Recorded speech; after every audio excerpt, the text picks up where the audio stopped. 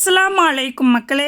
மஸ்ஜிதுன் நபவி நபியுடைய பள்ளிவாசல் கட்டுமான பணியின் போது நபி ஸல்லல்லாஹு அலைஹி வஸல்லம் அவர்கள் ஒரு சில வரிகளையும் கவிதையாக பாடுறாங்க. அல்லாஹ்வுடைய தூதரின் ஒட்டகம் மதினாவிற்குள் நுழைந்தவுடன் நபி ஸல்லல்லாஹு அலைஹி வஸல்லம் அவங்க இந்த இடம் யாருக்கு சொந்தமானதுன்னு கேட்குறாங்க. சகுல் சுகுல் அப்படின்னு சொல்லக்கூடிய 2 அன்சாரி சிறுவர்களுக்கு சொந்தமான இடத்த தானே தன்னுடைய சொந்த பணத்தில் விலைக்கு வாங்கி தானே முன் நின்று தானே கற்களை சுமந்து கட்டிய பள்ளிவாசல் தான் மஸ்ஜிதுன் நபவி. எல்லா சகாபாக்களும் ஒவ்வொரு கற்களை சுமந்து பள்ளிவாசலின் கட்டுமான பணியில் ஈடுபட்டு இருக்காங்க. அம்மார் ரலியல்லாஹு அன்ஹு அவர்கள் 2 கற்களை சுமந்துட்டு வராங்க.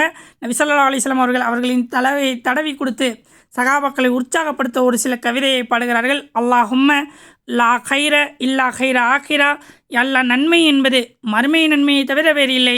ஃபக்ஃபிரில் அன்சார முஹாஜிரா, எல்லா அன்சாரிகளையும் முஹாஜிர்களையும் நீ மன்னித்து விடியா அல்லா அப்படின்னு பள்ளிவாசலின் கட்டுமான பணியில் ஈடுபட்டு கொண்டிருக்கும்போது சகாபாக்களை ரசூலுல்லாஹ் உற்சாகப்படுத்துகிறாங்க.